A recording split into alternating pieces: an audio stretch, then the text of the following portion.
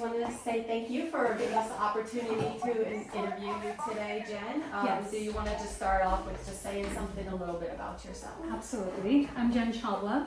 I was born in India in 1985, and my family actually gave me the name Jennifer, believe it or not, because they knew that we would be coming to the United States at some point. So we ended up coming here in 1987. It was my mom and my eldest sisters. So I have 3 sisters. There's 4 of us, all women. So I grew up, without any expectation of a man to take care of anything, which was nice, right? We didn't really have any ceilings. We could kind of do everything we wanted to do because we, survival mode, you had to do it. So there was no, let the man take care of it. In the 80s and 90s, that was a big thing. So my mom worked full time. My eldest sister had to forego college. And basically, long story short, after a lot of trial tribulation, short stint on welfare, working behind a cash register since I was 7 years old, family businesses, I was the first in my family to go to a 4-year university on both scholarship and financial aid. So we were very excited about all of that. My eldest sister actually ended up going to college in her 40s and getting her bachelor's and her master's, which was very exciting. Nice. So other than that, as we grew up, I think we moved about 15, 20 times. It was really hard to find a stable home. And we bought our first house in 2001 in Yuba City. Okay. So we ultimately landed in Yuba City. I went to Yuba City High School and I went to Gray Avenue. I was fortunate of my 3 sisters, because I'm the youngest, that I didn't have to move around to too many middle schools and high schools. I went to 5 different elementary schools, but middle schools and high schools I was single. So I was captain of my debate team, went to nationals, went to states. I was a debate nerd. That was my thing. I had a subscription to Time magazine when I was 13. I was always interested in politics, government. That was just always my thing. And I assumed one day maybe I'd be a senator or something, right? That was my dream. I graduated high school, went to UCSD for 8 years. Or I went to San Diego for 8 years, UCSD for 4 years. After that, I went to law school. I bought a condo in San Diego with my own money. I was very proud at 23. And it was during the recession, so it took a lot. It took a year to get it done, but I'm somebody who, once I put my mind to something, I make it happen. So that condo paid off in the long run, obviously. But no, after political science degree at UCSD, I went to law school. After working as a paralegal for a few years, I quit law school after a year when somebody asked me, what do you plan on doing after law school? And I said, honestly, I want to be in public service, like family law. And I said, well, how are you going to pay back your loans? And it was that kind of light bulb moment where you're just like, oh, that's a very good question. So I completed that first full year and I said, I'd rather have $60,000 to pay back than $240,000 to pay back. So, let's get out of here. What law school was it? It was Thomas Jefferson School of Law in San Diego. So I went to UCSD, I worked as a paralegal for 3 years, and then I tried law school. And then in 2011, I decided on a whim that, hey, I think I want to move back to Northern California because I grew up here. So I moved back to Sacramento in 2011. My uncle, who happened to be a special agent at the time, he's still a special agent, mentioned at a party that they were hiring. And I threw my resume in the pile. I didn't think much of it. I was working at UC Davis at the time. And within a couple months, they interviewed me, but it took a whole year. Background, polygraph, all that stuff. A year later, I was hired on at the FBI. So it was a very interesting, life direction. I didn't anticipate it going that way, but it worked out really well. And my life was entirely FBI for the 13 years that followed. I was FBI first and everything else second. That's kind of just how you have to do it. I quit the FBI because that mindset had to change based on the Trump administration, quite frankly. The first Trump administration was not like this. It was, it was more so that, yes, they were doing their own thing, but the FBI was still its own, law enforcement agency that was separate from the politics of government, as it should be. So when you walk in, you're not a Democrat, you're not a Republican, it doesn't matter how you affiliate, you just get the job done. So, and I really honored that and I appreciated that. And this last year in 2025, it changed dramatically.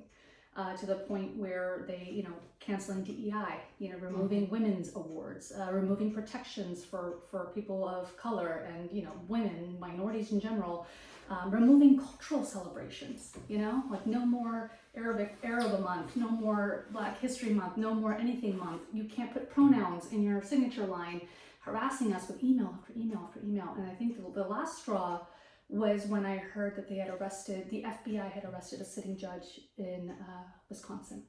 And the judge was trying to protect an immigrant family from being deported. And they arrested the judge, and the judge was never charged, but that to me was like crossing a line almost. Like it's one thing for Customs and Border Patrol to do it, it's another thing for ICE to do it. Once FBI has taken that stand of arresting judges for what I think was the right thing to do, then that's not something I can sleep well with at night. So I decided to resign. I took a deferred resignation program. And by May, I had given my notice in April 2025, and I was out by May 2020, about 3 weeks later. And they paid me through September for the resignation program that Elon Musk started. And here we are. And then, in between, I had decided to run for city council in the summer. Right, okay. Well, I feel like you've already kind of had that in the back of your mind anyway, because there was, I believe, I saw a mention on your website about how you've had to navigate the Hatch Act, so you were already thinking about it. Well, I've had to navigate the Hatch Act for 13 years. So the Hatch Act basically says that you're supposed to keep politics out of the FBI, no matter what. I left because that was no longer applicable to certain people of certain political parties, meaning they were allowed to wear MAGA hats now, right? Which was completely against policy. So my thinking was, I'm not going to be allowed to have my viewpoints just because they are. It's very selective enforcement. And it's, again, one of the reasons I left. And I can't speak out against something if my hands are tied behind my back with my employment. But I know I hadn't decided to run when I quit the FBI. I actually was being pursued by a lot of community members. I had run for HOA here a couple times, and people knew my name, and they were, not happy with the way current leadership was, and they asked me to run. And I said, I actually spoke to the previous person who ran against the incumbent and said, hey, would you consider running again? Because I don't think I can give up an income to run. And then once I quit, I actually applied for jobs with the city. And I was in a second round of interviews.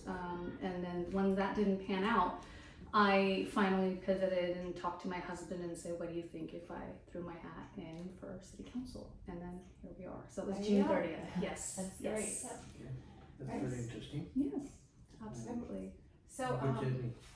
Very So interesting. another question I have for you is, as a first-time candidate, you framed yourself as an alternative to the status quo. Do you want to elaborate on that a little bit? I know you already did, but please do. No, absolutely. It's interesting because the status quo to me right now is politics as usual, which is, somebody who has been in for 20 plus years, which is what the incumbent was on school board for 20 years and now 3 years in as city council member. And, you're kind of just towing the line, getting things done. And you answer basically to the people who run your campaigns behind the scenes, which is the ones who donate to your campaigns. I'm unique in the sense that because of the Hatch Act, because of the FBI, for 13 years, I was a nobody as far as my identity was concerned. I was actually a covert employee, to be honest with you. So people didn't even know I worked for the FBI. So it went from, nobody knew of my existence to all of a sudden my name being everywhere because of, me running for board and then suddenly running for city council. It's unique in that I had the opportunity to kind of create my first impression for everyone. And I wanted to make sure that it stood out and that it wasn't status quo, business as usual. And I wanted to make sure, and before I even decided to run, I started a nonprofit called Thai Leadership, which is transparency, accountability, and integrity in public serving systems, which is very important to me. I knew that was something that I'm going to be pursuing for the rest of my life in everything that I do, because I was so disenchanted with what happened federally that I knew as the federal structures crumble, we're going to have to rebuild. So as we rebuild, we should rebuild with these values in mind. I've carried that with me into the campaign, and it's like basically a values-based campaign. So as I'm inventing myself as a candidate, this is how I'm presenting it as, hey, I believe in these values. And depending on, regardless of what your political background is, what your culture, whatever it is, if you can get on board with these values, you can get on board with the campaign, because I plan on taking this all the way to the dais. And honestly, one of the reasons I'm running is people are upset about the lack of transparency and lack of accountability. So Can you give some examples there? sure. I mean, most recently that comes up, it's a very controversial project that's happening right now, the micro communities. It's an initiative that the mayor has taken on after Darrell Steinberg had an ordinance that was passed and approved by 5-4 vote in 2023 allowing the city manager full control over where future shelters, micro-communities, and permanent housing will be placed throughout the city. I think it's a good idea because it takes away the option for electeds to say, not my district, because they're worried about their re-elections, right? So I think it's a fair and unbiased way. And Mayor McCarty has championed it since, he's been in, which I really appreciate. And in 2023, the incumbent did vote against the ordinance, which is understood. In 2025, however, April of 2025, she is on record saying that she actually not only supports it, but she's enthusiastic about it, and that she doesn't care if the NIMBYs vote her out because she thinks it's necessary, and that she found a strip of land for it. Mm-hmm. So it was very much like something I was actually, wow, surprised, like good, this is good. However, she didn't discuss it with the community. So from April until September, nobody knew what was happening. And I wasn't even, I was still working for the FBI at the time. I was not a thing, I was not a person at the time, as far as candidacy was concerned. So come September, when the city of Sacramento legally has to approach the community and say, hey, we're about to move forward with this project that hasn't had any conversation up until date, now the community's upset, right? Because like, where did this come from? And now that the incumbent realizes the community is upset, she's backpedaling, saying, "Oh, I didn't know about it. I had no idea. This is a surprise to me. They lack transparency because they didn't tell me. I didn't know anything. But I didn't even know where they were going to put it." Then I called her out at a town hall and said, "Did you or did you not choose that strip of land?" She goes, "Well, I did, but I didn't know X, Y, Z."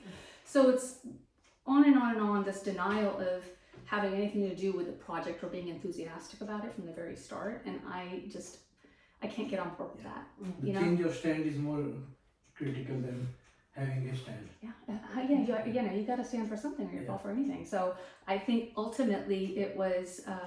I think it's been a talking point for her where she's trying to gain support from the community to fight it. And what's interesting to me is the argument she's using is that the location is bad. But again, she proposed a location, and she's been an attorney for 23 years. If the ordinance was bad, because she's now fighting the ordinance legally, she's had 2.5 years to do something about it, right? Since it was signed in 2023. Granted, she did vote against it, but if you were someone with conviction who wanted to actually do the right thing and said this is not good, and you're an attorney, practiced attorney, I would think starting 2023, you would have already been deep into it and trying to challenge it from 2023.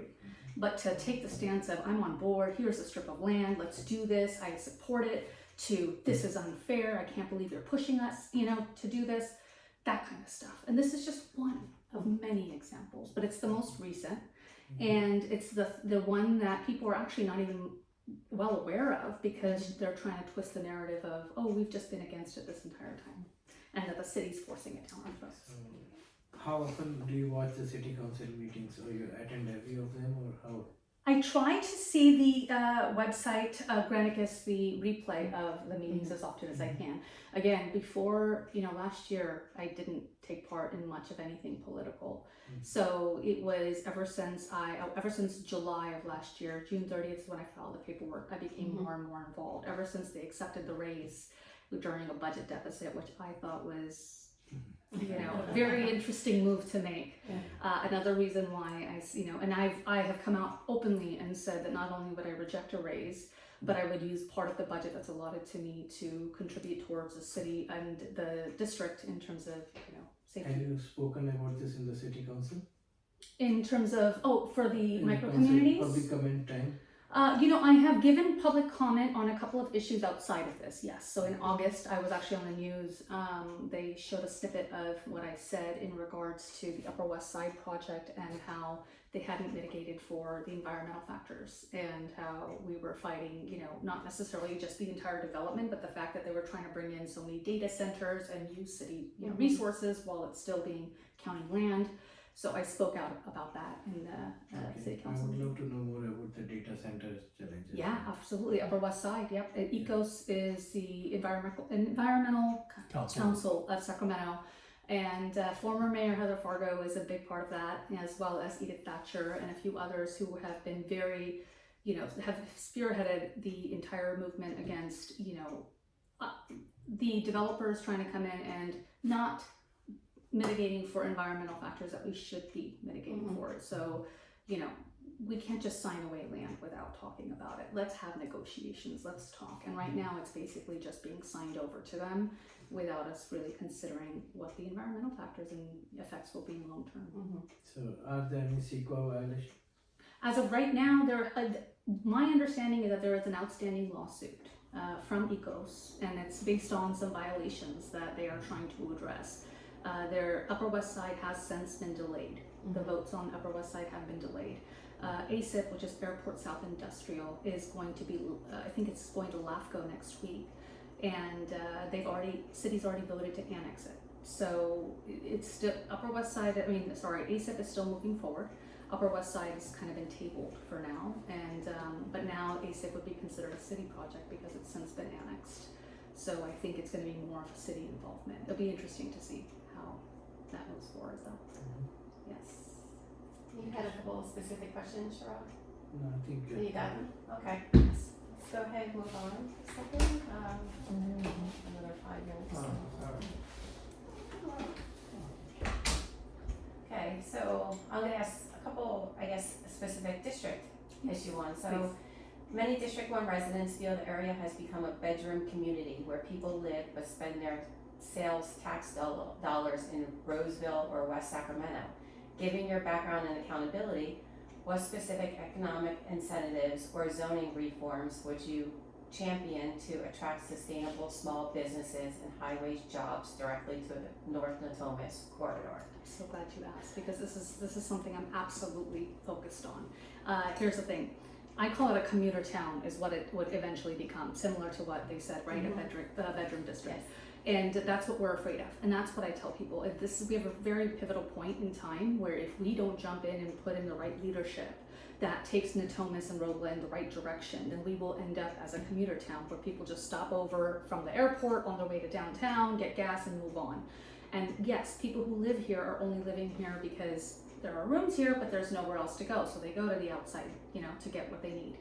I have since proposed multiple opportunities, not just for small business owners, but for ways to bring revenue into North Natomas and Robla so that we can put money back into the community and grow it the way that we would love to see it grown and what was intended in the 2040 Natomas plan.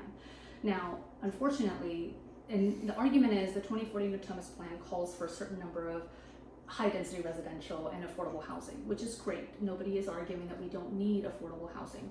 However, the rate at which that has come to fruition is much faster than commercial development or small business development or community-oriented amenity development has been. And so it's imbalanced, right? So you can have all the affordable housing you want, but if you don't have things for people to do, then it becomes a problem. So my proposal has been any other high density residential that comes in should be complemented or come in with mixed use, which would mean at the very low, bottom floor would be commercial guaranteed, or that it is, the developer is told, hey, you're going to also have to build a commercial center within the area that's walking distance from the residences, because it's out of hand. Now, in terms of the lands and rezoning, not long ago, a parcel that was intended for community land was rezoned to residential. And although it's great that they're bringing affordable housing, low-income housing there, it's not necessarily close enough to enough, there's a CVS nearby and a dollar store nearby, right? But it's not enough for the density of housing that already exists over there. So if we're going to rezone parcels, we should be very mindful of how we're doing that. And I think we've given up a lot of valuable community and city-owned land already, and that we need to revisit this. Now, the micro community is coming into what is considered city land as parks, it's ag land, so intended for maybe a park. They're going to have to rezone it, but that's, it shouldn't be an issue to rezone it. However, we should have, that conversation should have come to the community, right? Like, hey, as we move forward, rezoning and proposing this land, let's have this conversation with the community, and that wasn't done. So absolutely, we need to rethink this entire thing.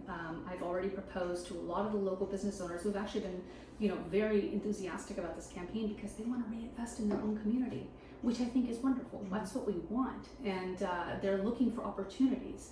And so the idea is, how do we get the empty land that's here sold at a market value or to be developed with local businesses in mind, or small businesses in mind, not necessarily huge chain those businesses. And I know that we have ways to do that. Now, in terms of bringing in revenue, I have proposed a cricket pitch of a minor league cricket pitch. So it would be built to specification of minor league, which would mean, so it's not a stadium for major league, but enough so you could have matches from people that are on teams from, all around the state, even around the country, and sometimes even internationally, come to play here.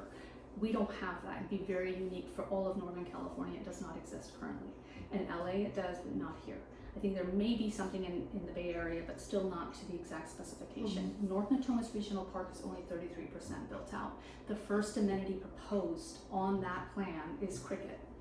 And the fact that it hasn't been even visited as an opportunity is what's baffling to me, because I actually pushed for it a few years ago, and they ended up running a cricket pitch in North Lake Park, which hasn't been suitable because one, we don't have any parking, and two, they don't allow actual real matches with leather balls there because it's too dangerous with the residences nearby. So you need a proper sports field, and that's what North Natomas Regional Park can offer. It's already zoned for it.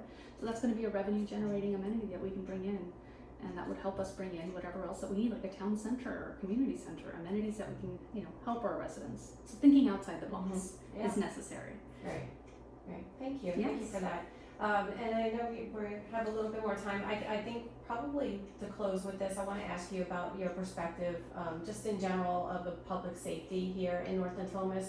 I know that when you're looking at budgets and stuff, the city council have talked about making cuts to the police department's fundings and stuff like that. So I just wanted to kind of get your perspective.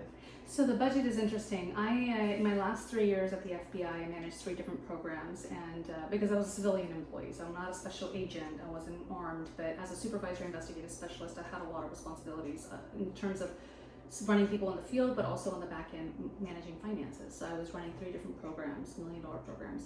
And what I found is oftentimes it's not a lack of money problem, it's a misallocation, misappropriation problem.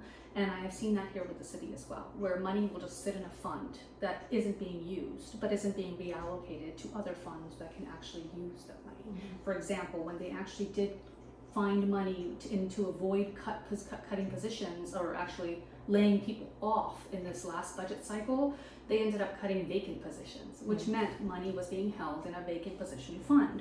Why? For 30 plus years, it was just sitting there. What are we doing?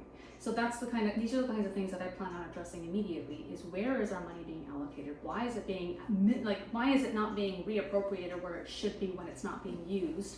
And how do we increase that, increase the funds that need the most attention? Now, to your point of the police, I do find that the police currently have a budget that covers things that maybe they shouldn't be covering. So just homelessness sweeps, I don't agree with. I don't think that that's a good idea to sweep encampments. I think that when you sweep encampments, you take away the livelihood of people who have lived there and who consider it their shelter, their home for the most part, and all of their belongings are there. So you set them back every time you sweep an encampment, whether it's their IDs, identification, or even mental health, right? Medications even. There's been reports of people losing access to medication who need it for their mental health because of these sweeps. It's not a smart solution. It sets the clock back, and we need to find a better solution. I'm not saying encampments are good. We need to fix that problem, obviously, but having the police sweep encampments as a part of their budget is not a smart use of money. I would propose taking money from the police and reallocating it to programs that could properly address the encampments with mental health services combined, or relocation services combined, meaning that people would go with their things as well. The police also oversee youth programs. I don't know why. We could easily take the money from the police that is going into youth programs and separate it into a different fund and have a different entity manage youth programs, right? Let the police handle public safety, right? Let's let the money handle the public safety aspect. Why are we taking up their precious time and low resources that we have, because we don't have enough, right? We're lacking in terms of police service. Why use them for things that other people can handle where a gun and badge is not necessary? So that would be my plan, is to really audit and look into where the money is being spent, why it's being spent the way that it is, and how we can reallocate as necessary. Great, thank you. Okay, is there anything you want to close with? I just feel as though right now, and I say this to everybody, people are scared. and justifiably so. And this goes to outside the district as well, right? I'm an immigrant. I was born in India. I'm a naturalized citizen, as is my husband, and it's a scary time. And I know I have a unique perspective as having been a federal employee for 13 years, especially in the law enforcement field, of knowing what it looks like when stuff hits the fan, and we're there. And right now, people really need someone that they can relate to, that can understand where they're coming from, especially in a district like ours. It's 65% minority, and a lot of them being naturalized citizens, and are just scared to know what's going to happen next. And they are looking for someone who can reassure them of, hey, not only do I know where you're coming from, I know where you are because I'm there too, so I can relate to you. And that's why our campaign has taken off and our movement is so strong, because people see themselves in me, I think. And there's compassion and empathy, and I think that they're eager to take part in whatever movement that we have created to bring positive change locally, so that we can rebuild our political structure as we see fit, with transparency, accountability, and integrity. Thank you. Well, we will be tracking your campaign, and we love the opportunity to come back and interview you again. Yes, please, Right. Absolutely. I really appreciate you coming all this way. Thank you. Did you have anything else? Well, I was thinking about how many opponents are there for this position, and how do you plan to structure your campaign? So there are 2 other opponents that have come up on the website that I've seen. As of funding, one does not have any reported. The other one had, I think, $4,000 at the beginning of the year. Now, we raised $100,000 in the first 5 months of our campaign, which is actually unprecedented for a first-time city council candidate without any, backing. And I didn't even have a campaign manager at the time. So I think as far as competitive candidates, it's really just me in the field. And, I think that the other 2 candidates are, I'm not sure what their plan is, but as far as visibility and people knowing about who's where, at least, the incumbent and I are the only ones that are actually being seen as the candidates in the race. And how do you plan to spend that $100,000 so that? Oh, we're already spending away. And I will say this, and I'm very unique in that, and my consultants get mad at me because they're like, Jen, you can't spend money on events and whatnot. And I said, you know what, this money came from the community and I want to give it back to the community, right? So I would sooner put money into events like Holy, where I can get people together for unity purposes and strengthen our community, than spend it on a bunch more yard signs. You know what I mean? Like, yes, we need those too, but let's raise more money instead of being cheap about it. I like that. Yeah, 100%. It's their money. We should be giving it back, just like tax So we do all dollars. these events back. Yes, yeah. That's the whole point of it. It's a free event. We had a lot of people registered. 128 tickets were were reserved plus their guests, which came up to like 400 and some people. So we don't know how many people will be there. The sun is shining, which I'm excited about. Right. But we have 35 volunteers. You know what I mean? And these are volunteers that just organically rose up and said we want to help, where with zero incentive or money attached, which again speaks to the movement and the campaign. Right. Yeah. Yes. All right. Thank you. Of course. All right. I owe you a speaker, and I will get it for you.